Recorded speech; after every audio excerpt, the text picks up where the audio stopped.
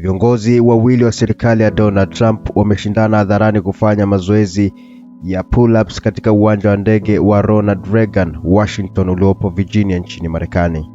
Viongozi hawa ni katibu wa afya Robert F. Kennedy Jr. pamoja na katibu wa kitengo cha usafirishaji Sean Duffy, aliyemjibu Robert aliyepiga pull-ups 20, yeye akipiga pull-ups 10. Hatua hii inajiri baada ya viongozi hao kuweka wazi mpango wa serikali ya Donald Trump wa kutoa dola za Kimarekani bilioni 1 kuwezesha huduma za kuimarisha afya kwa familia kupitia maeneo ya usafirishaji hususan airports.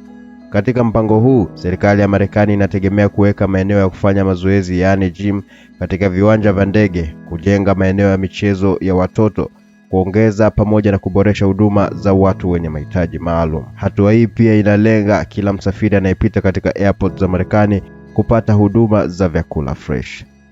This is Rich Notes.